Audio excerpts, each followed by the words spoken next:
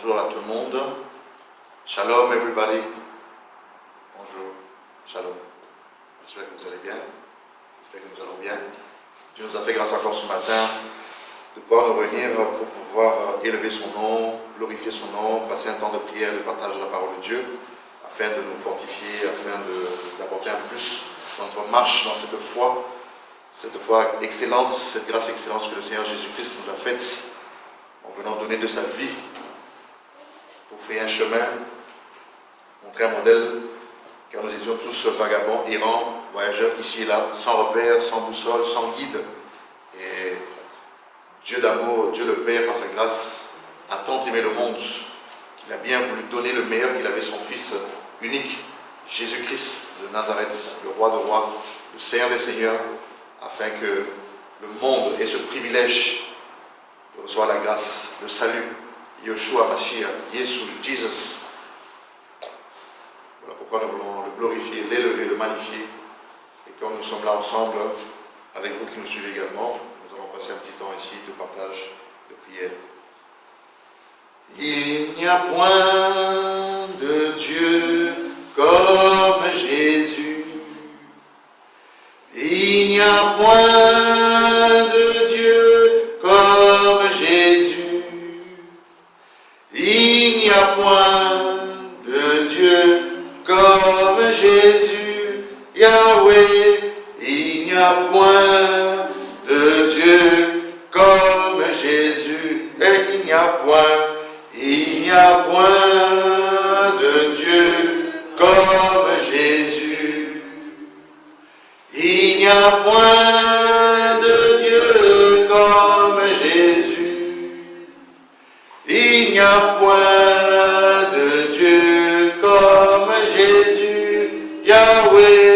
Il n'y a point de Dieu comme Jésus. There is no God like you, Jesus. There is no God like you, Jesus. There is no God like you, Jesus, Yahweh. There is no God like you, Jesus. Mokote ako kalinayo. Mokote ako kalinayo. Mokote ako kalinayo, Yahweh. Mokote ako kalinayo. Seigneur Jésus, il n'y a point de Dieu comme toi. There is no God like you, Jesus. Motote ako kalinayo. Il n'y a pas d'autre Dieu comme toi. Tu es le seul, le véritable Elohim, le Dieu très haut, le Dieu puissant, le Dieu glorieux, le Dieu véritable, le Seigneur Jésus, le Dieu tout-puissant, le Dieu glorieux, le Dieu magnifique, le Dieu victorieux, le Dieu puissant, celui qui nous est né, celui qui nous est donné, celui qu'on appelle l'admirable, le conseiller, le tout-puissant. Oh Seigneur Jésus, le prince de paix, par excellence, celui qui donne la paix que le monde ne peut pas donner. Ce matin, mon Dieu, nous voulons élever ton nom, nous voulons glorifier ton nom, nous voulons célébrer ton nom, nous voulons magnifier ton nom, nous voulons te donner toute la place qui t'est due, mon Dieu, mon roi, dans ce temps de partage, dans ce temps de communion fraternelle, où nous sommes réunis, Seigneur Jésus, ce matin, Seigneur mon Dieu. Nous voulons que toi seul qui est la primauté de la place, mon Dieu, mon roi. Comme David a pu dire dans les psaumes, porte, élevez vos linteaux, afin que le roi de gloire fasse son entrée. Ce matin, Seigneur Jésus, nous voulons te laisser toute la place, nous voulons te donner toute, mon Dieu, mon roi, l'honneur qui t'est dû, mon Dieu, mon roi. Comme les 4 êtres vivants, les 24 vieillards qui se prosternèrent, mon Dieu, mon roi, pour adorer le roi de rois. Ils déposèrent leur couronne pour te célébrer, te magnifier, te vénérer, mon Dieu, mon roi. T'adorer, mon Dieu, mon roi. Car ils savaient, ils reconnurent qu'aucun autre n'était comme toi, Seigneur, mon Dieu. Tu es le Tout-Puissant, tu es le Dieu très haut, tu es au-dessus de toutes choses.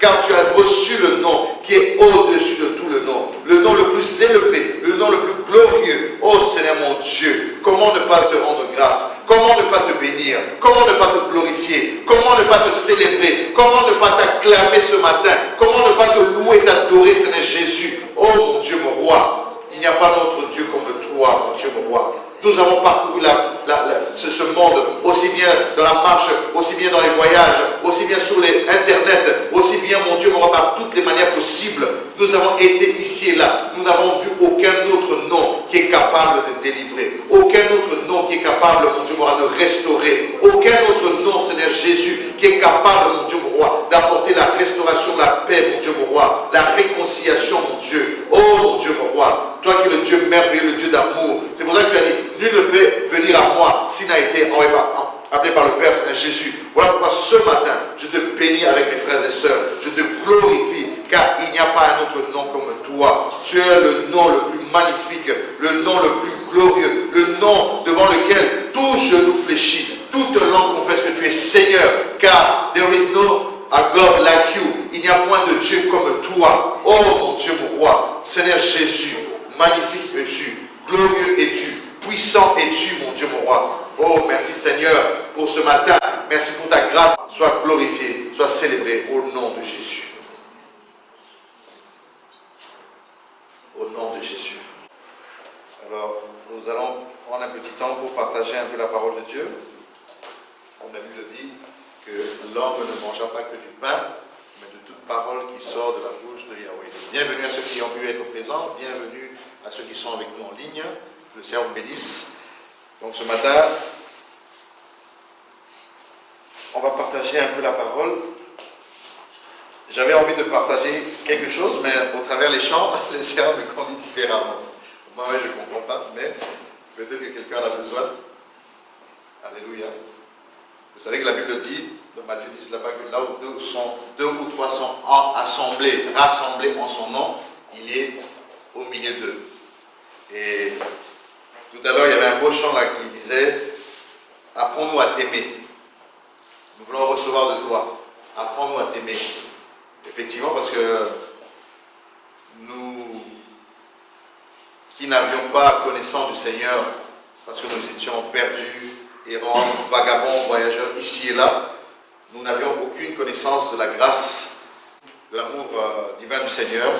Et le Seigneur, par son amour, en observant, en analysant, en voyant tout ce qui se passait dans le monde, s'est rendu compte que son peuple, qu'il avait aimé lui-même, qu'il a décidé de créer, était en train de se perdre, était en train de se désorienter. Voilà pourquoi le prophète Osée va dire dans Osée chapitre 4, verset 6, « Mon peuple est détruit parce qu'il manque la connaissance. » Et il dit plus bas encore, « Puisque tu as rejeté la connaissance, je te rejette, toi et toute ta descendance. » Parce que souvent nous nous arrêtons seulement à la première partie, qui dit que mon peuple est détruit faute de connaissance. Mais le Seigneur dit que puisque tu as rejeté la connaissance, ce n'est pas le diable, je veux le prendre ce passage. Alléluia. Il dit, mon peuple est détruit parce qu'il lui manque la connaissance. Il dit, peuple, puisque tu as rejeté la connaissance, le Seigneur parle au travers de son serviteur, le prophète Osée, il dit, je te rejeterai, tu seras dépouillé de mon sacerdoce.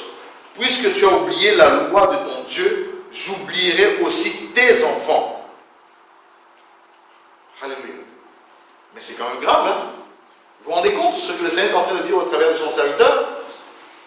Il dit non seulement que le peuple est détruit parce qu'il lui manque la connaissance, à cause de la dépravation des mœurs, à cause de l'abandon de la foi, à cause de l'abandon de la loi du Seigneur. Juste rappelez-vous, Osée et tous les autres derniers les autres connaissaient la Torah, connaissaient la loi de Moïse, connaissaient tout ce que Moïse avait fait, tout ce que Moïse avait fait avec le Seigneur, comment est-ce que le Seigneur avait marché avec lui, avec Abraham et tous les autres.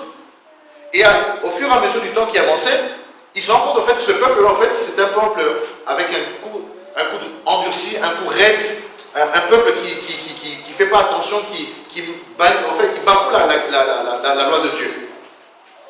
Et c'est là que vous allez voir, comme on avait dit une fois, je crois, quand on a fait notre premier programme, quand vous regardez au début, lorsque Dieu, à la création, a créé Adam, Ève et tous les autres, les patriarches qui sont arrivés, Abraham et tous les autres qui ont suivi, avec son père Térac, Abraham et jusqu'au Moïse et tout ça, on avait vu que les gens pouvaient mourir à plus de 100 ans, 200 ans, 400 ans, 500 ans, 600 ans, 900 ans d'ailleurs. Et lorsque le mal est rentré, Dieu lui-même va trouver que ce peuple-là, cette créature-là, vraiment, elle ne comprend rien. Dieu va réduire le nombre des années à 120 ans. Parce que ce peuple ne comprenait pas. Il ne voulait pas se soumettre à la volonté de Dieu. Quand bien même Dieu a utilisé Moïse puissamment, avec les 10 fléaux d'Égypte, jusqu'à séparer la mer rouge en deux, faire tomber la main du ciel, qui est l'image du pain, qui est la parole de Dieu pour nous aujourd'hui. Malgré cela, ce peuple-là a continué en fait à déshonorer Dieu, à aller faire d'autres choses, à aller adorer des statuettes. Et c'est là où nous allons voir encore, lorsque Moïse est descendu du ciel, il y avait un grand festin, lorsque Aaron était mis sous pression par Corée et ses acolytes. Il va rejeter les 2 tablettes à terre, et la terre va s'ouvrir, et il y aura 3000 personnes qui étaient tuées ce jour-là. Parce que ce peuple-là, malgré qu'il voyait la main, la puissance, la grandeur de Dieu, était capable en peu de temps, devant des situations difficiles, devant la pression, devant l'oppression, devant les épreuves de la vie, à abandonner Dieu, à tourner le dos à Dieu. Et Osée dit, puisque tu as rejeté la connaissance, je te rejetterai, tu seras dépouillé de mon sacerdoce, puisque tu as oublié la loi de ton Dieu. Puisqu'il y avait une loi qui avait été donnée, qui était un précepteur, avec les 10 commandements de Moïse. Quand bien même il y avait plus de 600 lois en Israël, mais les plus importants c'était les 10 commandements. Parce que ici on est dans Osée, mais quelques livres avant, on va voir les abominations qui sont arrivées dans la maison du roi David, avec Absalom son fils, qui va prendre sa sœur, avec plein de choses qui sont arrivées. Donc ça crée des dégâts, des fléaux pas possibles. L'inceste, plein de choses qui sont arrivées. L'idolâtrie, dans toutes ses formes. Aujourd'hui, on parle de ces couleurs arc-en-ciel et toutes ces choses-là, comme en évidence, mais ça n'a pas commencé aujourd'hui. Ça a commencé depuis la nuit des temps. C'est pour ça que Sodome et Gomorrhe devaient être détruites. Il n'y a rien de nouveau sous les ciels, comme on dit Ecclésiaste. Puisque tu as rejeté, je te rejette. Vous imaginez qu'on n'a pas un problème avec le diable ici. On n'a pas un problème avec la malédiction et les condamnations, bien que ce sont les conséquences de la désobéissance qui amènent cela. Mais si on a un problème avec le Seigneur qui est venu, qui a donné sa parole, qui a donné ses lois, et ce peuple choisit délibérément de rejeter la parole, de rejeter la connaissance. Et c'est le Seigneur qui dit, ok, puisque tu as fait un choix, vu que dans Deutéronome, la Bible dit, le Seigneur dit à Moïse de dire au peuple, je te montre 2 chemins, le bien et le mal, à toi de choisir. Et le peuple délibérément, une partie, décide de choisir le mal. Et ici, c'est le Seigneur qui rejette. Et il dit, je t'oublierai, puisque tu as rejeté la loi de ton Dieu, j'oublierai aussi tes enfants. Donc, ce n'est même pas question de toi seul, mon frère, ma soeur, mon ami, chère connaissance. C'est aussi tes enfants. Les conséquences de ta désobéissance vont jusqu'à tes enfants. Alors que je ne pense pas qu'un parent sensé qui, à partir d'un certain âge, 25 ans pour certains, 30 ans pour d'autres, 35 ans, voire plus pour d'autres, quand on décide d'avoir des enfants, on décide de mettre au monde, quelles que soient les circonstances par lesquelles ça arrive, c'est pour que l'enfant puisse vivre des malheurs ou vivre des soucis. On essaie toujours de faire en sorte que l'enfant puisse éviter les erreurs, les problèmes, les conséquences que nous avons vécues dans notre parcours sur la terre. On essaie de faire de notre mieux en se sacrifiant, que ce soit par rapport aux études qu'on veut financer pour les enfants, que ce soit par rapport au travail qu'on veut faire pour avoir des ressources financières et autres pour pouvoir aider nos enfants à aller plus loin que nous. Parce qu'on veut un meilleur pour eux, parce qu'on est conscient que peut-être nous n'avons pas pu arriver à certains endroits, mais on fera en sorte qu'eux, ils arrivent plus loin que nous. Donc tout parent, normalement constitué, connaissant Dieu ou pas encore, parce qu'il y a la conscience de Dieu en lui, il va vouloir que son enfant soit bien. Alors on va s'investir dans les études, on va s'investir dans le travail, on va s'investir dans le sport, on va s'investir dans toutes les activités, dans les hautes écoles, dans les écoles privées, voilà, dans des situations où l'enfant se retrouve au top, avec des grandes relations et autres. Mais on rejette la parole de Dieu. On rejette la loi de Dieu. Et c'est là que vous allez vous rendre compte, parce que moi j'aime beaucoup toucher à la famille. C'est toujours quelque chose qui m'a toujours fasciné. Parce que j'ai un petit parcours avec ça, où le Seigneur a beaucoup travaillé en moi et en nous. Et c'est pour ça que je parle de ça. Et vous allez voir que, ici, la conséquence du manque de connaissance, d'abord le peuple est détruit, et après le Seigneur dit, il rejette la personne, ce peuple-là, et aussi ses enfants. C'est là où ça nous rejoint, c'est là où la Bible est merveilleuse, parce qu'elle ne se contredit pas. Ce que Osée a dit, ce n'est que la continuité de ce que Moïse avait déjà dit dans Exode chapitre 20, lorsqu'il a dit, tu ne feras pas d'image taillée, de représentation d'un Dieu quelconque dans les cieux, sur la terre et sous la terre, et même dans les eaux profondes en dessous de la terre, et tu ne les adoreras point.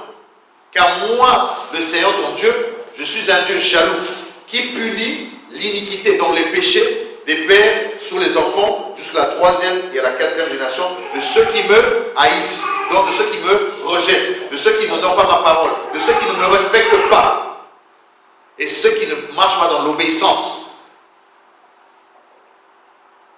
Mais, c'est là où j'ai toujours aimé le Seigneur, parce que le Seigneur, il y a toujours, quand il dit quelque chose, il y a toujours une possibilité, une solution qui est apportée dans ce qu'il présente. Mais, puisqu'il dit qu'il y a une malédiction qui va jusqu'à la 3e et la 4e génération, mais qui fait miséricorde, c'est là où la grâce de Dieu intervient, la bonté de Dieu intervient, qui fait miséricorde jusqu'à 1000 générations à ceux qui m'aiment et à ceux qui gardent mes commandements. Vous voyez maintenant la nuance entre les deux? Dieu dit effectivement, lorsque tu vas adorer d'autres divinités, la créature, d'autres créateurs, et tu vas te soumettre à eux, tu vas faire la volonté de ces choses par rapport à moi, tu ne vas pas respecter ma parole, voici les conséquences. Je te les présente déjà. Moïse était clair. Dieu lui a dit, présente ça à mon peuple. Alléluia. Moïse a présenté. Mais Moïse a dit, mais attention les gars, il y a une solution pour pouvoir être béni jusqu'à 1000 générations. C'est simplement aimer le Seigneur, garder ses commandements. Mais on remarque que depuis que Moïse a dit ça dans Exode chapitre 20, Osée fait encore un autre constat. Que parmi ce peuple-là qui a entendu depuis la nuit des temps, il y a quand même parmi eux un groupuscule de personnes, de peuples qui n'écoutent pas, qui ne veulent pas, qui rejettent volontairement la connaissance. C'est là que vous allez voir que Marie va faire beaucoup d'efforts pour travailler, pour avoir des bonnes situations sociales, professionnelles et autres, même pour nos enfants. Mais il y a quelque chose là qui va manquer. Parce qu'il y a eu le rejet de la connaissance. Alléluia. Je parle de ça parce que quand on a chanté ce chant merveilleux, ce cantique qui dit « Apprends-nous à t'aimer ».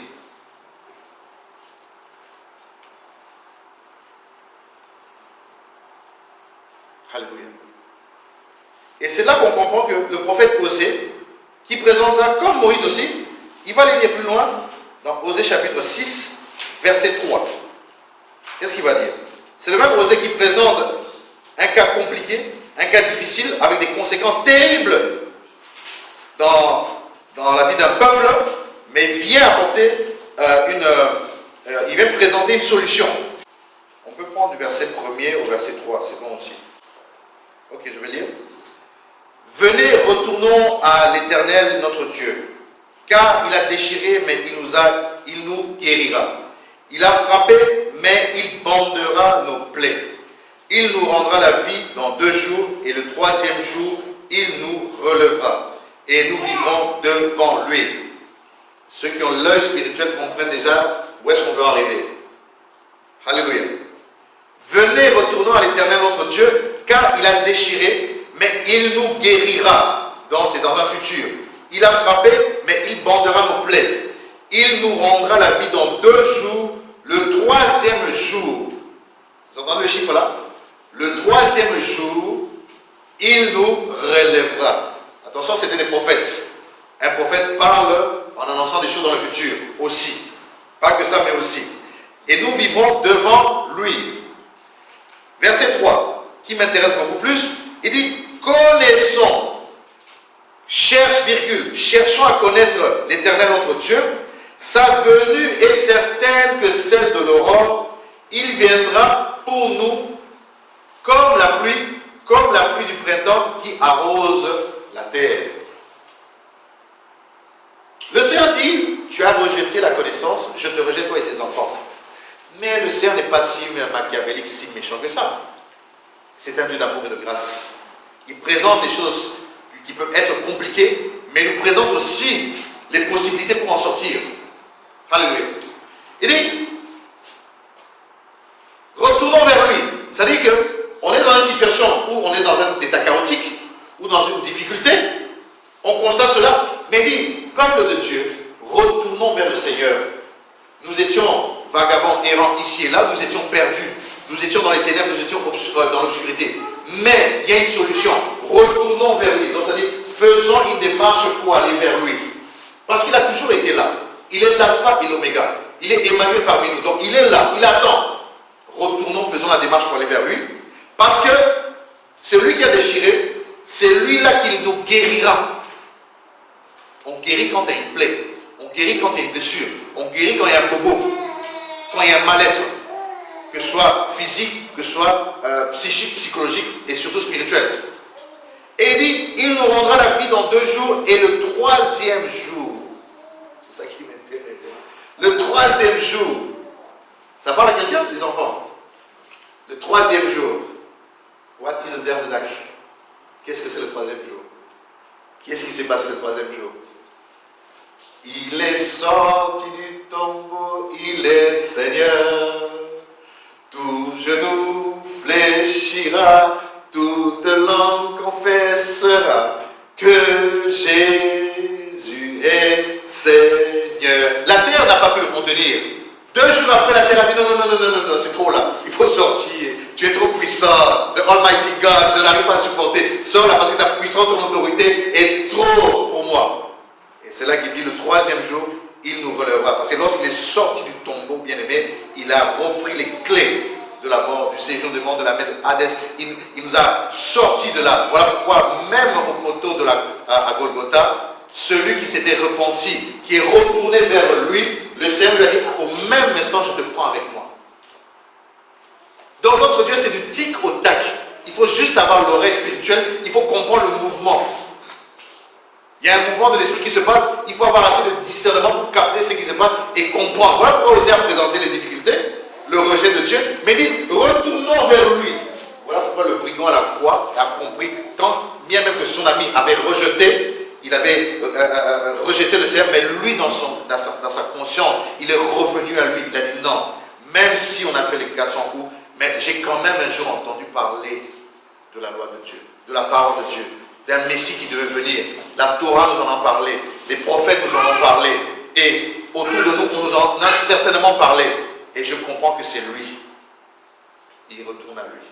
Et au même instant, même s'il n'a pas bénéficié, il n'a pas joui pendant son parcours sur la terre ici, mais il a été sauvé pour l'éternité. Alléluia. Alors il dit, verset 3, connaissons, cherchons à connaître l'Éternel notre Dieu. C'est-à-dire que chacun de nous a à son niveau une connaissance du Seigneur particulière à un certain level chacun de nous.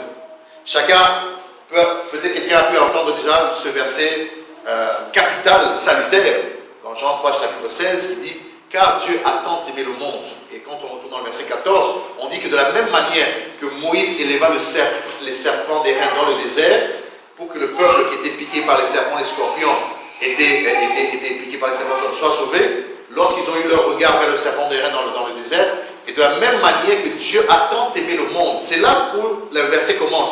Mais avant cela, je veux le prendre, comme ça, comme il y a des enfants, j'aimerais bien qu'ils comprennent ça. Nous sommes tous des enfants devant le Seigneur, mais le royaume de Dieu est aux enfants. Donc on doit faire comprendre aux enfants les choses d'une manière terre à terre aussi. Jean chapitre 3, verset 14. Et c'est là qu'on va arriver au verset 16 et 17. Parmi les jeunes, est-ce que quelqu'un peut lire? Je vous attends les jeunes. Est-ce que quelqu'un peut lire? On est tous concernés. Cette affaire nous concerne nous tous. L'évangile de Jean. C'est le troisième évangile dans le Nouveau Testament. Il y a Matthieu, il y a Marc, il y a Luc et il y a Jean. Bon, je vais vous aider pour cette fois-ci. Mais la prochaine fois, vous devez être plus rapide. Ah, tu peux? Vas-y alors. Parle un peu plus fort. Et tout comme Moïse a élevé le serpent dans le désert, il faut aussi que le Fils de l'homme soit élevé, afin que quiconque croit en lui ne périsse pas, mais qu'il ait la vie éternelle. Verset 16. En effet, Dieu a tant aimé le monde qu'il a donné son Fils unique, afin que quiconque croit en lui ne périsse point, mais ait la vie éternelle. Dieu, en effet, n'a pas envoyé son Fils dans le monde pour juger le monde, mais pour que le monde soit sauvé par lui. 18. Celui qui croit en lui n'est pas jugé, mais celui qui ne croit pas en lui est déjà jugé parce qu'il n'a pas cru au nom du Fils unique de Dieu. Alléluia. Amen. Donc il dit, comme Moïse éleva le serpent dans le désert, il faut de même que le Fils de l'homme soit élevé. Je parle de ça parce que Moïse a parlé de 2 jours et du 3e jour, il relèverait le peuple. Alors il dit, comme Moïse l'a fait dans le désert, il faut aussi que le Fils de l'homme soit élevé, afin que quiconque croit en lui ait la vie éternelle. Car Dieu a tant aimé, c'est là où nous voyons la relation entre le Père et le Fils. Pas comme certains qui mélangent Jésus et le Père, et Jésus ci, Jésus ça. Non, non, non. Ce verset confirme bien que ce n'est pas ça. Ça, c'était une parenthèse. Alors il dit, car Dieu a tant aimé le monde qu'il a donné son Fils unique, afin que quiconque croit en lui ne périsse point, mais qu'il ait la vie éternelle. Dieu le Père donne son Fils. C'est marqué noir sur blanc, il ne faut pas avoir des révélations, il ne faut pas aller au ciel. Alléluia. Alors il dit, celui qui croit en lui n'est point jugé, mais celui qui ne croit pas en lui est déjà jugé parce qu'il n'a pas cru au Fils unique de Dieu. Alléluia. Et c'est là où on voit ici Osée, parce que la loi et les prophètes ne peuvent pas contredire le message de Christ. Parce qu'ils parlaient de Christ dans l'ombre. Il faut seulement avoir les yeux spirituels pour comprendre. Lorsque les prophètes parlaient, Christ se trouvait où? Et avec le renouvellement de l'intelligence, c'est là où on comprend en fait où est-ce qu'on parlait de Christ. Et c'est là où on a besoin du Saint-Esprit pour aller nous montrer où est-ce qu'on parle de Christ là-dedans. Parce qu'il est l'alpha, il est l'oméga. Il est le commencement, il est la fin. Il est celui qui se retrouve devant les pharisiens, qui dit, mais tu n'as même pas 50 ans, tu parles de notre père Abraham, mais qui es-tu? Il dit, mais avant qu'Abraham ne soit, je suis. Vous n'avez pas compris que je suis là depuis avant le commencement. Toi, tu me vois comme ça en chair, mais dans l'esprit, je suis plus vieux qu'Abraham. Mais va dire ça à quelqu'un de la terre, il ne va pas te comprendre. Il va dire, mais c'est un regard, ce gars, il est culotté, c'est pas possible. Quel courageux. Mais de la même manière, il va dire aux pharisiens, vous voyez ce temple de Salomon ici? Oui, Salomon l'a bâti pendant plus de 40 ans. Mais moi, je vous dis qu'en 3 jours, je le détruis, je le restaure. Mais il est fou, ce gamin, le fils de Joseph, qui commence à prendre des ailes. Donc le gars, il commence à lire un peu la Torah, il commence à venir dans le temple, la synagogue, il commence à croire qu'il est arrivé. Ok, il parlait de sa résurrection et la restauration du temple pour faire de nous des temples de Dieu. Alléluia. Donc quand on ne comprend pas, on a du mal. Voilà pourquoi Jean fait le parallèle entre le serpent des reins que Moïse a dû élever dans le désert en faisant la comparaison avec le Seigneur Jésus-Christ. Mais quand tu n'as pas la connaissance, quand tu vois le serpent dans la Bible, tu vas avoir peur à tout moment. Tu vas dire non, le serpent, il est diabolique, il est avec toi. Non, mais il y a un serpent et un serpent. Il y a God et God. Il y a God avec le grand G et God avec le petit G. Il y a Dieu et Dieu. Il y a des dieux et il y a le Dieu très haut. Alléluia. Le serpent des reins là, quand il a été élevé, le peuple qui avait été piqué, c'est-à-dire que la malédiction est rentrée à cause des murmures. Pourquoi c'est arrivé? Parce qu'ils ont commencé à murmurer contre Dieu. Ils ont commencé à remettre leur foi en Dieu, leur confiance en Dieu. On était bien en Égypte, Moïse, qu'est-ce que tu fais ici? Pourquoi tu nous ramènes dans un chemin périlleux comme ça? On était bien. Alors que Dieu avait pris le temps de permettre ce passage-là pour les briser, pour les changer, pour les restaurer. Ils sont restés pendant trop longtemps chez Pharaon. Ils ont eu des habitudes du monde chez Pharaon, donc avec des habitudes égyptiennes qui n'étaient pas bonnes, qui les avaient éloignés de Dieu. Donc Dieu devait prendre le temps de les briser, de les restaurer, de les dépouiller en fait de toute habitude égyptienne.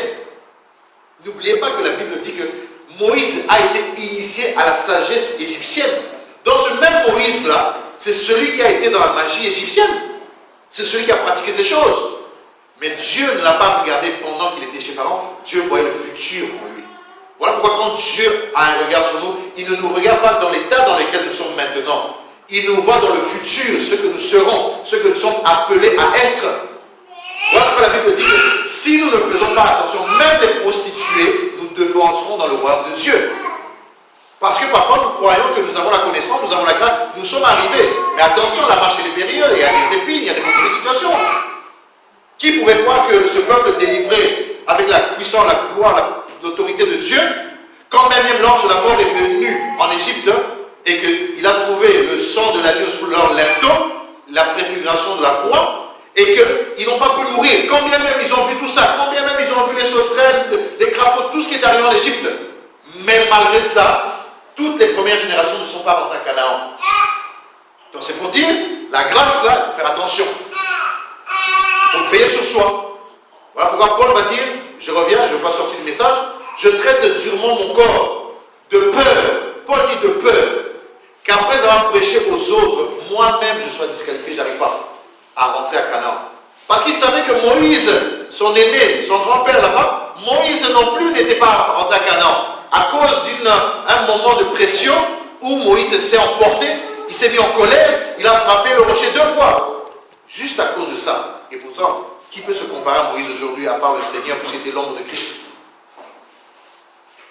C'est pour ça que dans notre génération, dans notre temps, c'est pas parce qu'on crache le feu, c'est pas parce qu'on fait des miracles, c'est pas parce qu'on ressuscite les gens, c'est pas parce qu'on reçoit des rouleaux du ciel, c'est pas parce qu'on mange je sais pas quoi là qu'on doit croire qu'on est arrivé. Non!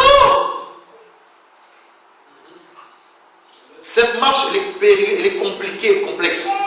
C'est quand nous garderons nos cœurs comme des cœurs des enfants que le royaume sera accessible. Mais quand nous allons montrer que nous prenons la place de Dieu sur la terre, c'est là que Dieu dit, ah, il veut se comparer à moi. Donc, il a le même cœur que Satan dans Ézéchiel 28 et Ésaïe 14. Dans son cœur, c'est enorgueilli, donc il doit rester là. Alléluia. C'est une réalité. Je ne sais pas pourquoi je parle de ça, c'est venu comme ça. Alors, il dit ici, Dieu en effet n'a pas envoyé son Fils dans le monde pour qu'il juge le monde, pour que le monde soit sauvé par lui simplement. C'est là que je retourne à Osée, qui dit, connaissons chacun une connaissance particulière, c'est pour ça que j'avais pris Jean chapitre 3 verset 16, certains savent que Dieu le Père a envoyé son Fils afin que, quand ils croient en lui, c'est le message du salut qui croit qu'il est la vie éternelle. Mais l'apôtre Pierre nous dit, par la foi à laquelle nous avons accédé, ajoutons à notre foi la vertu. Et à la vertu, la connaissance. Parce que sans connaissance, nous allons broncher, nous allons tomber tout le temps. Mais lorsque nous rajoutons la vertu et à la fois la connaissance, c'est là que nous ne nous brancherons pas comme l'apôtre Jacques peut le dire. C'est pour ça que Osée dit, connaissons, c'est bien, mais cherchons davantage. Donc on connaît, on est dans une situation qu'on connaît, c'est notre état actuel, on connaît, chacun à son niveau. Mais cherchons encore à connaître, mais ça peut être contradictoire, ce français-là. Il dit connaissons. Cherchons à connaître davantage le Seigneur. C'est-à-dire que je suis dans une situation, je connais, c'est très bien. Mais je ne dois pas m'arrêter là. Je dois chercher encore à le connaître davantage. Pourquoi? Car sa venue est certaine que celle de l'aurore. Il confirme, il affirme que celui qui a été annoncé qui doit venir, il viendra certainement. Il viendra pour nous comme la pluie du printemps qui arrose la terre. Parce que la terre est tellement asséchée, la terre est avide, la terre est détruite, déjà sur le plan spirituel, sur le plan physique, sur le plan biologique, par tout ce que nous recevons ici, là même avec ces avions qui passent au ciel, qui envoient des pollutions sur la terre pour détruire la terre, pour changer le climat, tout ça. Et le Seigneur, quand il viendra nous arroser, pour nous rafraîchir, pour nous faire du bien. Et Osée disait à ce peuple-là, cherchez, ne restez pas dans votre situation de connaissance. Vous connaissez, c'est bien, mais cherchez davantage à connaître, car sa venue est certaine que celle de l'aurore.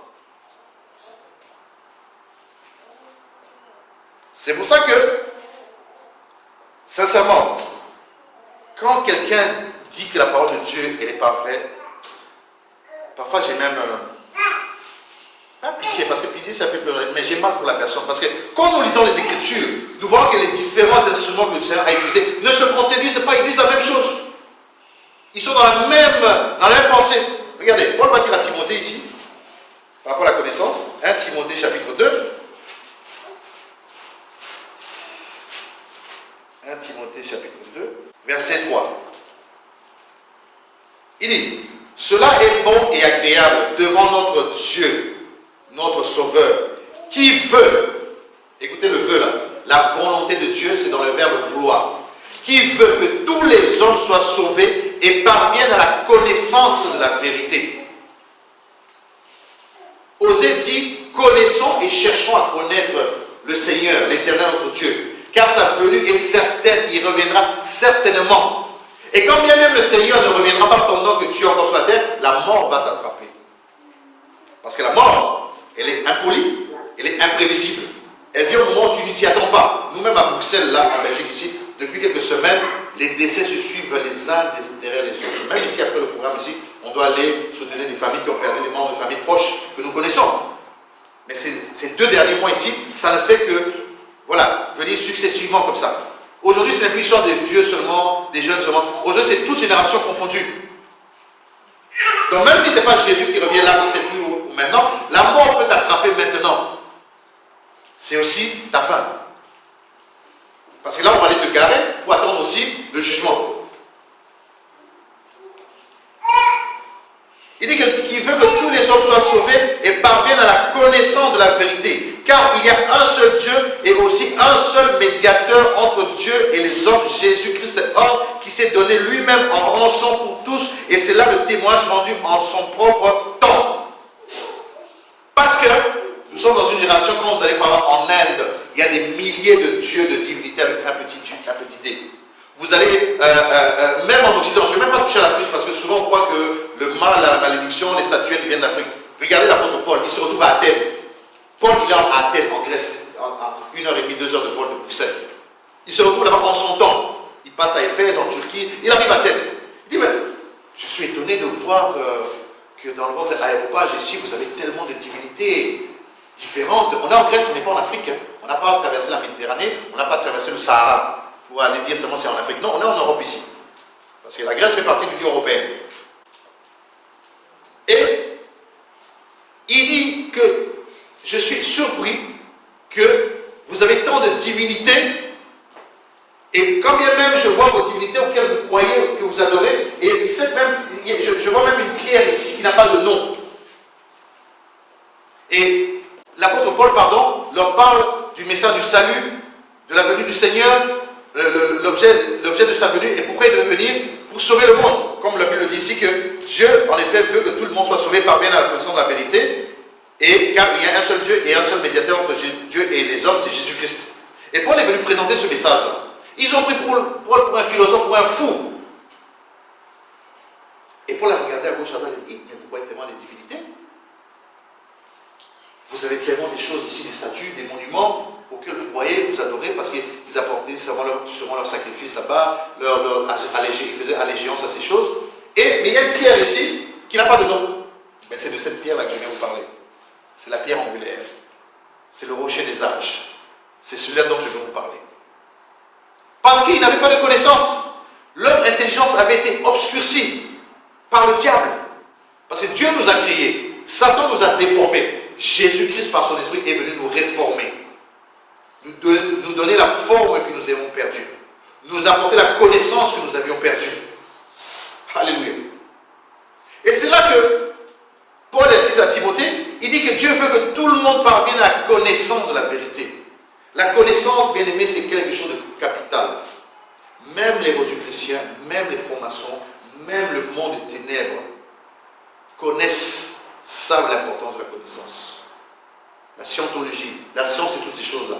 Vous verrez que dans la majorité des cas, lorsqu'il y a des serments qui doivent être faits ou bien des discours importants pour établir une autorité, souvent, leur main est posée sur la Bible. C'est comme en fait un peu Obélix et Astérix pour les jeunes. C'est-à-dire Obélix, il est né dedans. Je le prends toujours en comparatif pour rigoler avec les jeunes comme Jésus-Christ. Il a la plénitude de l'esprit, il a tout l'esprit en lui. Et nous sommes comme les Astérix, nous devons aller prendre la potion pour pouvoir avoir les Saint-Esprit, pour pouvoir avancer avec le Seigneur. Voilà pourquoi le Seigneur a dû monter auprès du Père et envoyer l'Esprit de Dieu. Sinon, sans l'Esprit de Dieu, on ne peut pas.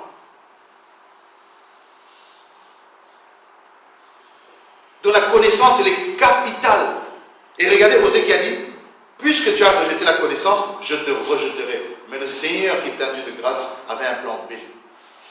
Il a envoyé ses missionnaires, il a envoyé ses envoyés, il a envoyé ses messagers pour faire comprendre au peuple que c'est vrai, vous étiez détournés, c'est vrai, vous étiez égarés, mais le Seigneur veut vous sauver. Le Seigneur veut vous apporter une nouvelle espérance en son Fils Jésus-Christ, l'agneau de Dieu qui ôte les péchés du monde. Voilà que Jean-Baptiste va présenter au peuple, à ses peuples, il dit, voici celui-ci, c'est celui-là qui peut sauver.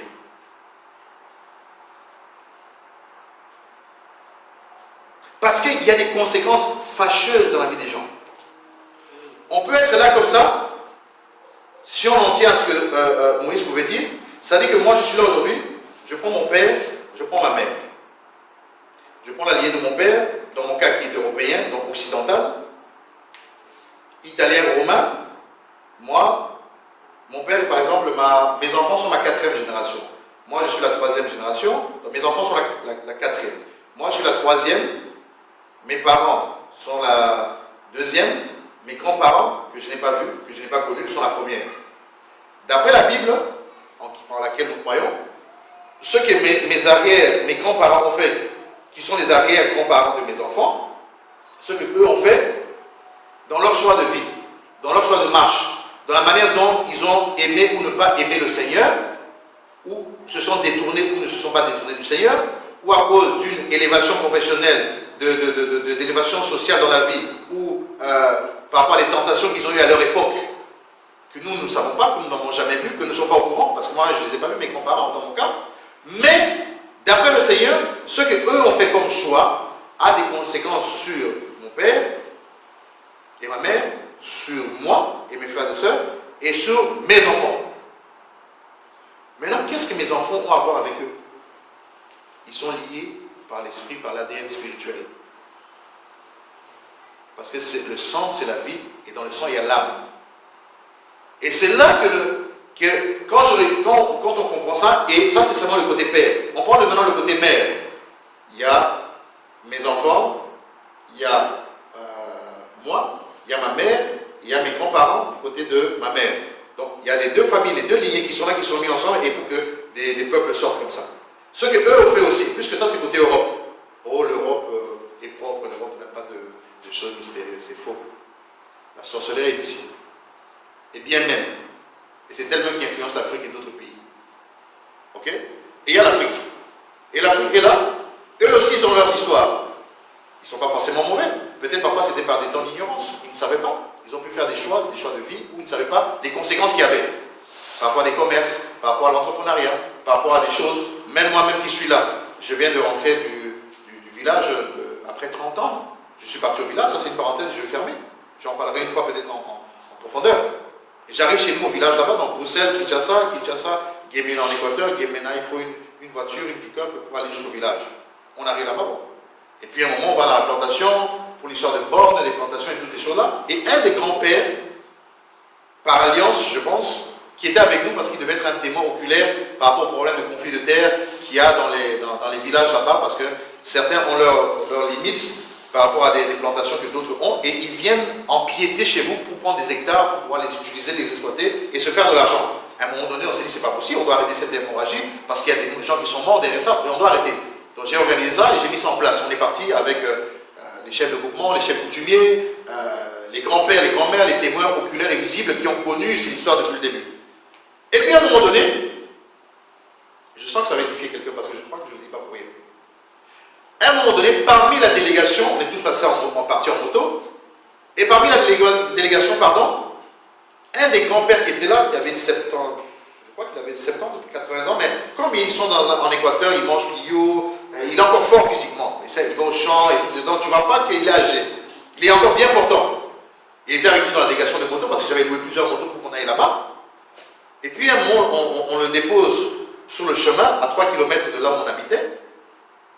Puis Coco, donc petit-fils, vraiment, on est content que tu sois venu jusque chez nous au village, tu nous as honorés, tu as ramené ta maman après 30 ans de séparation, vraiment, sois béni, toutes les bénédictions, je les ai reçues. Mais à un moment, il me dit, tu sais que comme tu es notre petit-fils, tu es comme notre patrimoine, tu es comme notre héritage, c'est toi qui viens de l'Europe. vraiment, je vais te proposer quelque chose, mais il n'y a rien de mal. Je sais que tu pries, mais il n'y a rien de mal. Je t'explique. C'est quelque chose que je vais te donner. Et si je te donne ça, ça sera pour te protéger. Partout où tu iras. Même si on te tire une balle avec une arme, même si on fait quoi que ce soit, ça ne pourra jamais t'atteindre. Mais c'était un discours sérieux. Hein. J'avais affaire à un grand-père qui me parlait vraiment avec un sérieux comme pas possible. Hein. Et moi j'étais là, je l'écoutais. J'ai dit, je vais te donner cette pierre-là, je vais venir à la maison, on va en parler, je vais t'expliquer. Et ça ne tue personne, ça ne fait rien de mal, c'est vraiment pour te protéger. Bon, ici je ne vais pas citer le nom de l'autorité qui avait fait ça aussi là-bas, parce que ce n'est pas le but de l'exposer, mais on est dans la même contrée. Il dit, comme lui aussi, à son époque on lui avait donné ça, tout ça. Ok. Je dis, ah, grand-père, c'est compliqué cette histoire. Mais non, je viendrai à la maison, on va en parler. C'était 3 km, là on l'avait laissé, il y a des colis pour arriver chez nous. Je ne sais pas comment il a fait, en 30-40 minutes, il a débarqué. Moi je me suis posé la question, mais où il a eu cette force là pour débarquer en si peu de temps comme ça? Mais il est arrivé quand même. Sous la paillote, on s'assied. Bon, Coco, donc petit-fils, comme je te disais tout à l'heure, je suis venu pour qu'on en parle. Est-ce que tu es prêt? Je dis, mais grand-père, bon, ce n'est pas mauvais ce que tu me dis, mais moi avec mes convictions, j'ai un peu du mal, mais est-ce que c'est pas mauvais? Non, je t'assure, c'est pas mauvais, il n'y a rien de mal. Je vous dis, il le disait avec une simplicité, une facilité que si tu n'as pas l'enseignement, si tu n'as pas la parole de Dieu, tu rentres dedans sans te rendre compte. Il dit, tu sais, je lui dis, tu sais que on a quitté l'Europe avec maman, folle jusqu'à Kinshasa jusqu'en Équateur, le deuxième avion, et après ça, on a pris la Jeep pour venir jusqu'ici. C'était un voyage, un safari, disons. Dieu nous a gardés quand même. Dieu nous a protégés.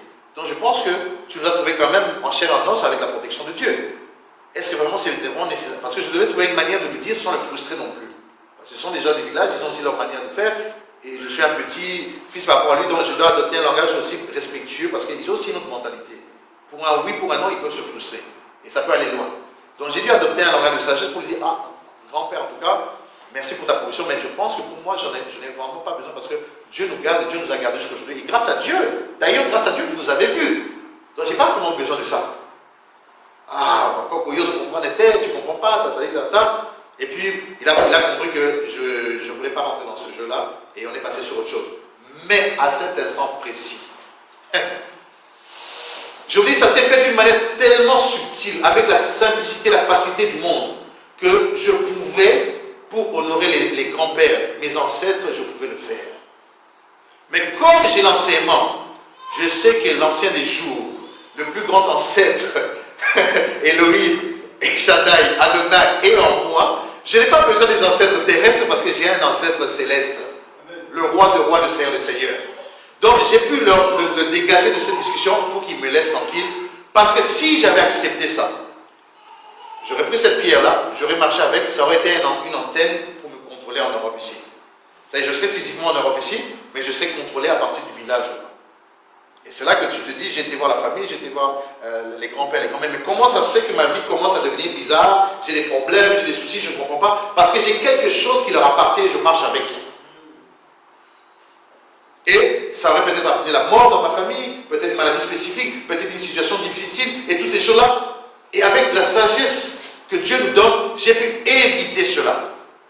In extremis. Mais je vous dis que si tu n'as pas l'enseignement, la loi de Dieu, si le Seigneur ne t'a pas inscrit sa parole, tu peux partir facilement.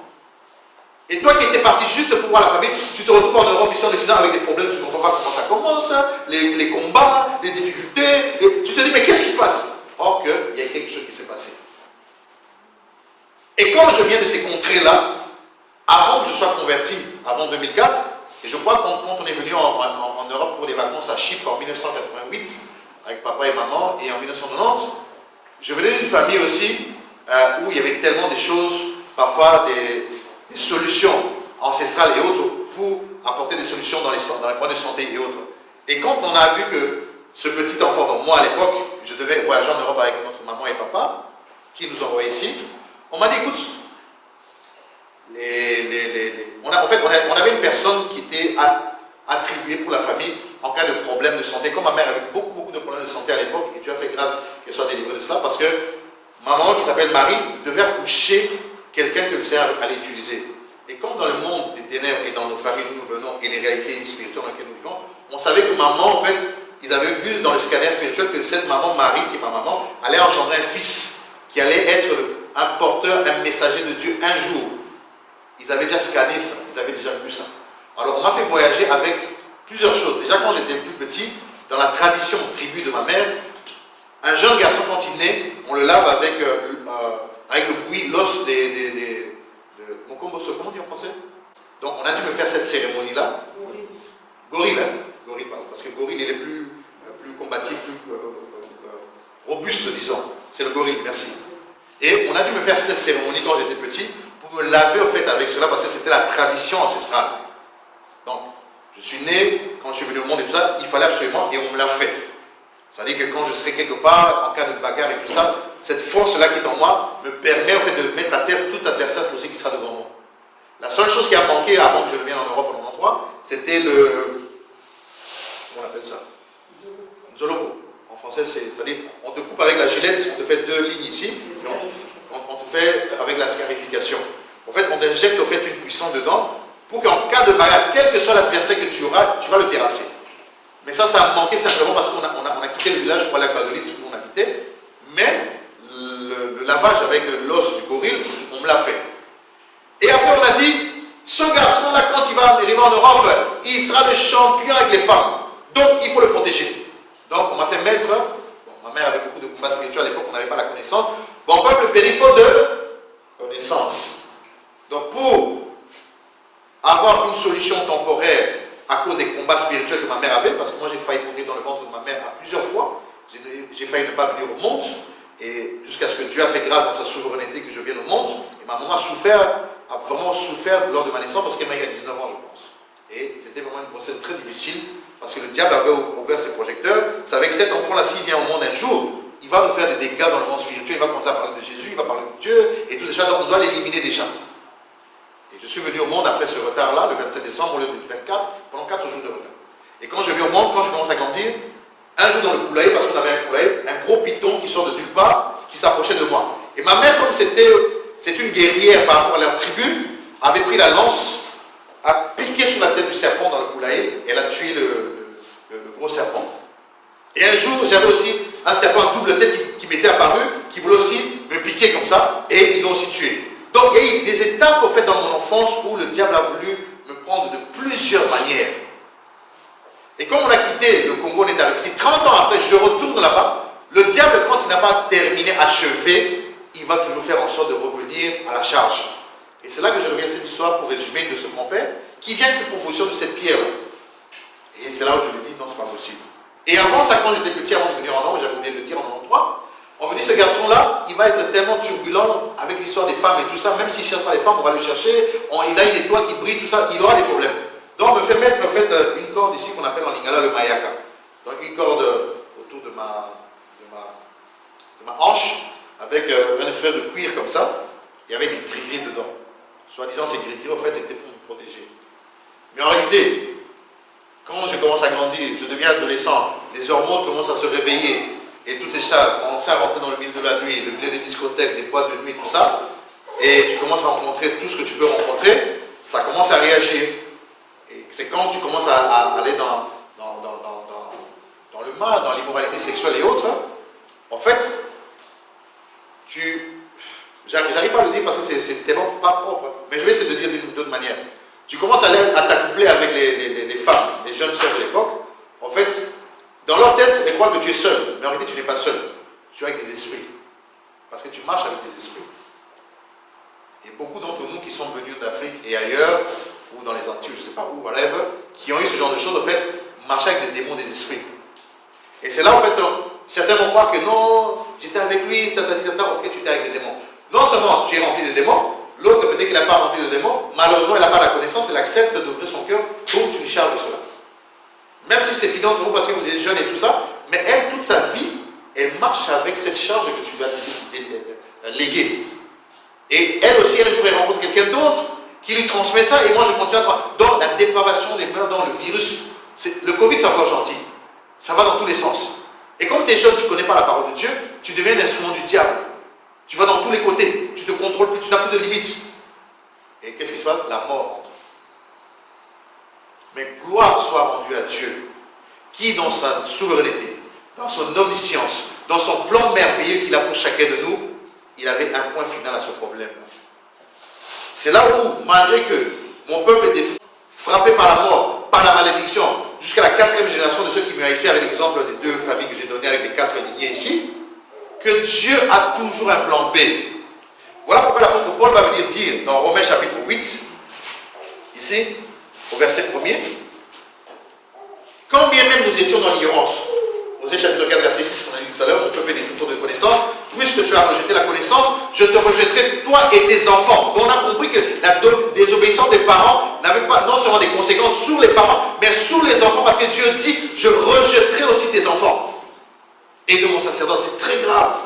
Et Osée va dire, dans chapitre 6, verset 3, connaissons et cherchons à connaître le Seigneur notre Dieu, car sa venue est certaine que c'est de l'or. Puisque les prophètes d'avant la grâce étaient en attente de son arrivée, jusqu'à ce que, quand le petit Jésus est né, le prophète Siméon dans le temple, quand ses parents sont venus le présenter selon la coutume, il a dit, merci Seigneur que mes yeux ont vu celui qui avait été promis. Alléluia.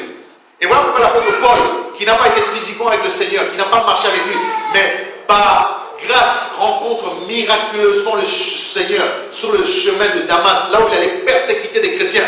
C'est pour ça que j'ai dit tout à l'heure, nous qui prêchons, nous qui sommes dans la foi, faisons attention. Ne jugeons pas constamment les autres qui sont l'extérieur, parce que nous ne savons pas le plan de Dieu. Saul de Tarse qui était un persécuteur, qui était un méchant. Voilà pourquoi la Bible dit que si vous ne faites pas ça, attention, même les prostituées que vous voyez comme prostituées pourront vous dévancer dans le royaume de Dieu. Parce que c'est Dieu qui gère ces choses-là. Alors, Romains chapitre 8 dit, des enfants, ou quelqu'un d'autre, verset 1er, 1 à 3. Non, 1 à 4.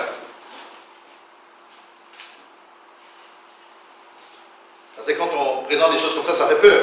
Mais il faut aussi apporter la solution. Et la solution, elle est ici. Alléluia. Donc je prends Romains chapitre 8, verset 1er. Paul dit ceci. On a entendu qu'il y a la condamnation. On a entendu qu'il y a la malédiction. On a entendu que Dieu rejette le peuple. Et aussi, il rejette les enfants. On a entendu que Dieu frappe. On a entendu ça. Mais il y a une solution.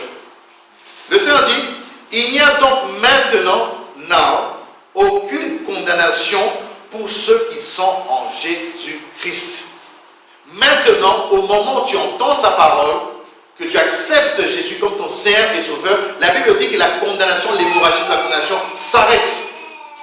Et en effet, la loi de l'esprit de vie en Jésus-Christ, le verset 2, m'a affranchi, donc m'a libéré de la loi du péché et de la mort. Car, chose impossible à la loi, parce que la chair la rendait sans force, Dieu a condamné le péché dans la chair en envoyant à cause du péché son propre Fils. Alléluia.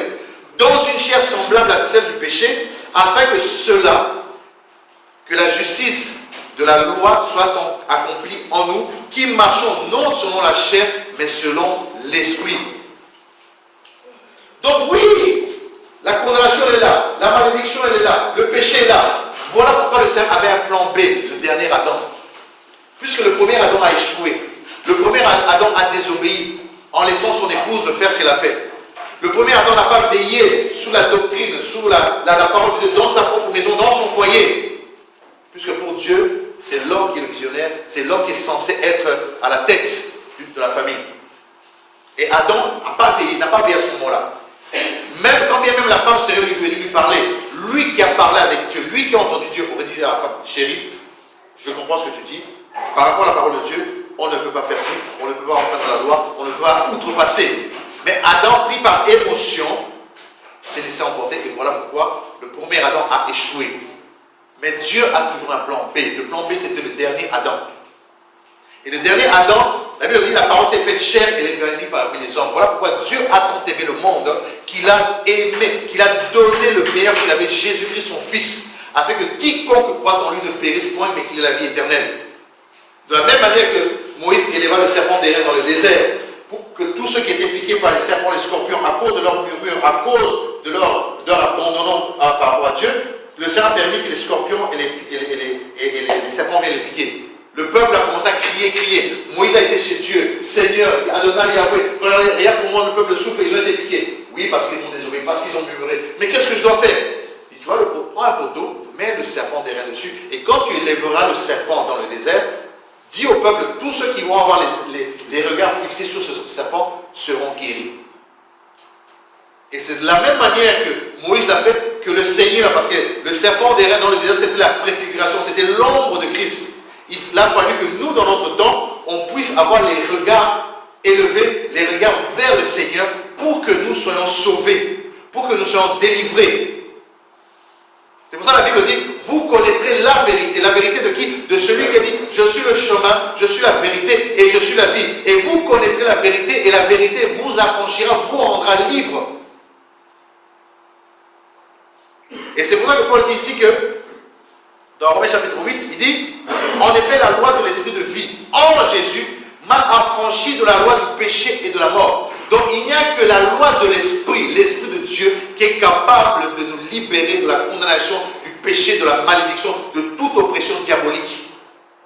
Parce que la Bible dit dans Colossiens que la domination repose sur ses épaules. Oui. Et car chose impossible à la loi de Moïse, parce que la loi de Moïse ne pouvait pas sauver, la loi de Moïse ne pouvait pas affranchir, la loi de Moïse ne pouvait rien faire. C'est pour ça, mon ami, mon frère, ma soeur, quand bien même tu es dans une situation périlleuse, quand bien même tu es dans une situation avancée, que l'hémorragie est avancée, que la maladie est avancée, que l'oppression est avancée, sache que Jésus-Christ peut te sortir de là. Sache que le Seigneur Jésus est capable de te sortir si tu crois de tout ton cœur. Comme cette femme qui avait la perte de sang depuis des années, elle voit le Seigneur dans la foule en train de marcher. Elle se disait, si je pouvais toucher seulement le pan de sa robe, simplement ça. Elle a forcé, elle a forcé, elle a forcé. Donc elle a démontré, elle a manifesté un effort pour aller toucher le pan de la robe du Seigneur. Et le Seigneur va dire, mais qui m'a touché? Jusqu'à ce que les disciples Pierre et les autres disent, mais attends, mais maître, avec ce nombre de foule que nous avons, tu nous poses encore la question qui t'a touché. Mais c'est sérieux ta question, maître Rabbi? Avec tout le monde qui est ici, tout le monde te touche? Dis non, il y a touché. Ce toucher-là, c'est un toucher différent. Parce que j'ai senti la conviction, j'ai senti la foi dans cette femme lorsqu'elle m'a approché. C'est pour ça que ce n'est pas tout le monde qui s'approche du Seigneur que le Seigneur exauce de la même manière. Ça dépend de la disposition de notre cœur par rapport à la foi, la confiance que nous mettons. Parce que le Seigneur, qui sonde les cœurs et les reins, est capable d'aller évaluer si cette approche est sincère, n'est pas sincère, si elle est véridique. Le Seigneur, en fait, il a un scanner spirituel que nous n'avons pas. Voilà pourquoi même quand les pharisiens sont venus apporter des offrandes, il y avait cette femme veuve avec ses 2 pièces d'argent. Et elle a apporté ces 2 pièces d'argent. Les pharisiens ont apporté le superflu. Voilà pourquoi l'enseignement du nécessaire et du superflu est sorti. Les pharisiens ont donné le superflu. Ils ont flashé comme des faits mal. Ils ont flashé, ils ont donné. Les paniers étaient remplis. Cette pauvre femme était là. Elle n'avait rien. Elle avait que les 2 pièces d'argent. Elle est venue, elle a donné ces 2 pièces. Le Seigneur va dire quoi? En réalité, parmi tous ceux qui ont donné ici, c'est cette femme qui a donné avec son cœur. Vous là, je ne vous écoute même pas, je ne vous regarde même pas. Parce que le Seigneur a vu qu'au travers du cœur de cette femme, il y avait vraiment la sincérité, il y avait la vérité, il y avait vraiment le dévouement. Elle était vraiment vraie. Le Seigneur, on ne peut pas le mentir. Voilà pourquoi cette femme a été bénie. Donc on ne peut pas s'approcher du Seigneur d'une manière farfelue, d'une manière rusée pour faire croire que voilà, que c'est ça. Non, c'est pas comme ça. Si chacun de nous se prédispose avec sincérité, avec conviction et s'abandonne complètement au Seigneur, le Seigneur voit cette humilité, le Seigneur agit. On a l'exemple de Bartimée. Bartimée qui est loin là-bas, qui est aveugle, qui ne voit pas. Il entend un mouvement de personnes en train de passer à gauche, à droite. Il comprend que c'était la foule qui était en train d'accompagner le fils de David. Fils de David, fils de David! La foule était en train, les disciples aussi, comme le Seigneur savait que ses disciples étaient encore charnels, puisqu'ils n'avaient pas encore reçu le Saint-Esprit. Parce que la Pentecôte n'était pas encore arrivée. Donc il opérait avec ces gens-là, mais il savait que ces gens-là, non, ils n'ont pas encore reçu le Saint-Esprit. Donc quand je marche avec eux, je dois savoir comment fonctionner avec eux. Il entend fils de David, il s'arrête. Il dit, mais qui m'appelle là? Fils de David, fils de David. Il fait un effort d'arriver, le Seigneur voit cette volonté, cette détermination que Bartimée avait. Le Seigneur dit, qu'est-ce que tu veux que je fasse? Il dit, maître, Rabbi, Rabboni, la vue, si je peux retrouver la vue. Automatiquement, il a retrouvé la vue. Et pourtant, il y avait des gens qui marchaient avec le Seigneur tout le temps, tous les jours dans la foule. Mais peut-être que certains n'avaient pas eu cette grâce, mais physiquement, ils s'approchaient de lui. Mais il y avait quelqu'un qui était plus loin, où le Seigneur a senti, a scanné, a ressenti que lui, là, il est authentique, il est dans le vrai besoin. C'est pour ça que la Bible dit dans l'Épître aux Hébreux, lorsque vous vous approchez de Dieu, approchez-vous de lui avec un cœur sincère, pur et repenti. Afin que nous soyons exaucés par le Seigneur. Ouais. Alors, car chose impossible à la loi, parce que la chair la rendait sans force, Dieu a condamné le péché dans la chair. Dieu lui-même avait ce plan B, magnifique, glorieux, puissant. Dieu lui-même a sacrifié son fils. Lui qui était pur, en le clouant à la croix. À cause du péché, son propre fils dans une chair semblable à celle du péché. Et cela a fait que la justice de la loi soit accomplie en nous qui marchons non selon la chair, mais selon l'Esprit de Dieu. Verset 5. Ceux en effet qui vivent selon la chair s'affectionnent des choses de la chair, tandis que ceux qui marchent selon l'Esprit s'affectionnent aux choses de l'Esprit. Et l'affection de la chair, c'est la mort, tandis que l'affection de l'Esprit, c'est la vie et la paix. Vous voyez maintenant la nuance entre les deux. Dieu avait un plan de sauver le peuple, de sauver l'humanité, de sauver les gens de l'ignorance qui tuaient, qui faisaient périr, qui apportaient le mal, le péché, la condamnation. Dieu avait un plan, son propre fils. Il a accepté de le donner, qui était la préfiguration de ce que le pasteur Blaise nous avait partagé le dimanche passé, où Abraham, qui est l'image du Père, qui va à la montagne, et pas n'importe quelle montagne, pour donner en sacrifice son fils. Mais heureusement qu'il y avait le bélier qui était là. Parce que le temps du sacrifice du roi de rois, du Seigneur des Seigneurs n'était pas encore arrivé. Voilà pourquoi le fils Isaac, qui est la préfiguration ou l'ombre de Christ, ne pouvait pas encore être sacrifié à ce moment-là. Parce que le maître des temps et des séquences savait à quel moment son fils devait venir pour mourir à la croix.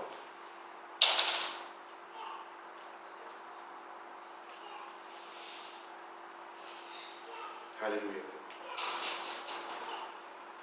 Mon âme bénit le Seigneur et mon esprit magnifie son nom, car la mort n'a pas pu le retenir, même dans le tombeau, Jésus est Seigneur, même dans le tombeau, Jésus est Seigneur.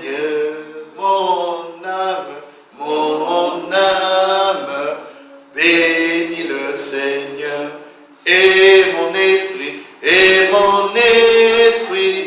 magnifie son nom. Alléluia, car la mort n'a pas pu le retenir, même dans le tombeau, Jésus est Seigneur, même dans le tombeau, Jésus est Seigneur, même dans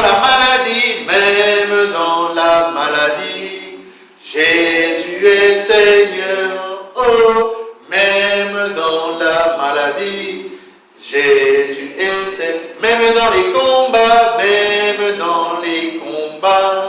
Jésus est Seigneur, même dans les combats, Jésus est Seigneur. Seigneur Jésus, notre Dieu, notre roi, nous te disons merci, nous te rendons grâce, nous te bénissons pour ces instants, pour ce moment de temps de partage que nous avons eu, au travers de ta parole, Seigneur mon Dieu, mon roi, que tu as bien voulu nous donner aujourd'hui comme notre pain de ce jour. Nous te sommes reconnaissants pour cela, nous te bénissons, nous te rendons grâce, Seigneur mon Dieu. Tu nous as montré, mon Dieu, mon roi, comment est-ce que nous pouvions mourir par manque de connaissances, par manque de rapprochement avec toi, par manque, mon Dieu, mon roi, de révélation, Seigneur Jésus. Et tu nous as démontré, mon Dieu, comment est-ce que nous pouvions sortir de cette condamnation, sortir de cette malédiction, parce que ta parole est tellement vraie, authentique et certaine, mon Dieu, que les prophètes d'avant ta venue et ceux qui sont venus après nous ont montré sans se contredire, mon Dieu, que tu es Elohim, tu es le Dieu véritable, le Dieu très haut, le Dieu qui ne change pas, le Dieu puissant, Seigneur Jésus. Voilà pourquoi ce jour, mon Dieu, pour ceux qui sont avec nous en présentiel et ceux qui vont nous suivre en différé et en ligne, Seigneur mon Dieu, nous sommes en train de prier, d'élever nos voix, car la Bible dit que si deux d'entre vous s'accordent à demander quelque chose à mon Père, cette chose leur sera accordée, Seigneur Jésus. Cet après-midi ou ce matin, Seigneur Jésus, nous voulons ensemble élever nos voix pour prier pour tous ceux qui sont dans l'ignorance, dans le manque de connaissances, ceux qui sont dans la condamnation, ceux qui sont dans la maladie, ceux qui sont désemparés, ceux qui sont dépassés dans des situations difficiles, mon Dieu. Nous voulons prier, mon Dieu, afin que ta main puissante et agissante, mon Dieu, touche ces personnes, visite ces personnes, mon Dieu, mon roi, afin que tu leur fasses privilège, tu leur fasses grâce, mon Dieu, et afin qu'ils aient ce privilège, mon Dieu, mon roi, de te rencontrer comme tu as fait pour nous, Seigneur Jésus, car tu n'as pas regardé sur que nous étions pécheurs, errants, voyageurs, vagabonds, ici et là, mon Dieu, mais par ton amour éternel, par ton amour inconditionnel, tu nous as envoyé ton Fils Jésus de la même manière que tu as proposé, tu as demandé à Moïse d'élever le serpent dans le désert. De la même manière, tu l'as fait avec ton Fils, mon Dieu, que tu as envoyé afin que nous puissions avoir l'espérance du salut. Oh, pour ceux qui croiraient en son nom. Parce que tu n'es pas venu pour juger le monde, mais tu es venu pour que le monde soit sauvé et soit délivré de l'ignorance par manque de connaissances. Voilà pourquoi, Seigneur Jésus, nous élevons nos voix. Nous te demandons, mon Dieu, d'agir dans les cœurs des personnes, dans la vie des personnes, mon Dieu, mon roi, qui ont des soucis, qui ont des problèmes, qui ont des difficultés, aussi bien sur le plan spirituel, sur le plan psychique, sur le plan émotionnel, sur le plan physique, mon Dieu, mon roi, que tu puisses les toucher, que tu puisses les guérir, que tu puisses apporter la restauration, la guérison par la puissance de la résurrection, mon Dieu, mon roi, que tu puisses, mon Dieu, mon roi, changer l'atmosphère, changer, mon Dieu, les vies, changer, mon Dieu, mon roi, alléluia, l'état de santé, mon Dieu, mon roi, de quiconque, mon Dieu, mon roi, entendant cette prière, entendant ce message, mon Dieu, nous prions, mon Dieu, que ta main puissante et agissante, mon Dieu, puisse agir, car la Bible dit, ta main n'est pas trop courte pour agir, et ta main n'est pas trop courte, mon Dieu, pour agir, Seigneur, mon Dieu. Voilà pourquoi la Bible dit, mon Dieu, que tout est possible pour ceux qui croient, Seigneur, mon Dieu, mon roi. Rien n'est impossible à celui qui croit. Et il faut que celui qui s'approche de toi voit que tu existes et que tu es le rémunérateur de ceux qui le recherchent. Voilà pourquoi en ce jour, Seigneur, mon Dieu, nous voulons te présenter toutes les situations difficiles, tous les cas difficiles, mon Dieu, car tu es le spécialiste des cas impossibles. Rien n'est impossible à toi. Tout ce que l'homme ne peut pas, toi tu le peux. Là où l'intelligence de l'homme s'arrête, mon Dieu, c'est là où la tienne commence, mon Dieu, mon roi. Quand bien même les personnes pour aller voir les médecins, les spécialistes de ce monde, mon Dieu, moi, mais il arrive un temps, mon Dieu, où quand tu interviens, les hommes disent, ça c'est un miracle, parce que déontologiquement, on ne peut pas dire que c'est toi qui agis, mais je sais que, mon Dieu, tu es capable même de confondre la médecine, tu es capable de confondre, mon Dieu, mon roi, alléluia, la médecine de ce monde, parce que quand toi tu agis, mon Dieu, moi, quand tu dis quelque chose, la chose s'accomplit, mon Dieu. Oh Seigneur, mon Dieu, nous avons notre espérance en toi seul, nous n'avons seulement notre foi qu'en toi seul, mon Dieu, moi. Ce n'est pas envers un homme ni un être humain, mais c'est envers toi, Seigneur, mon Dieu. Nous mettons notre foi, notre espérance dans le nom de Jésus.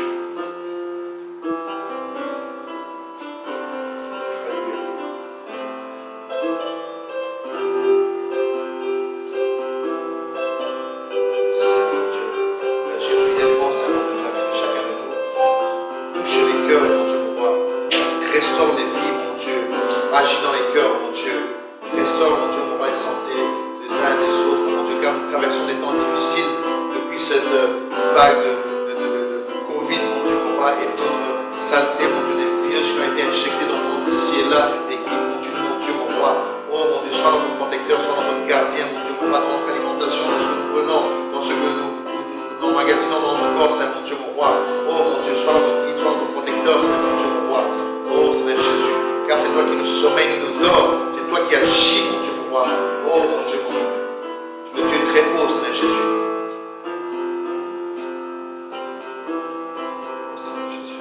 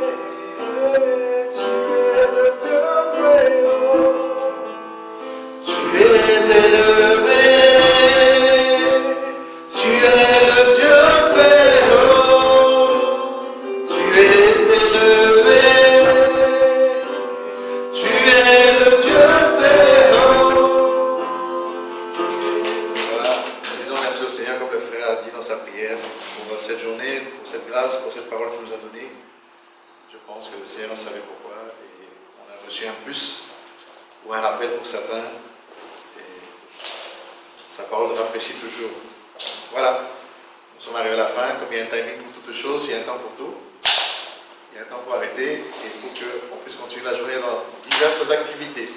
Sous la grâce et la protection.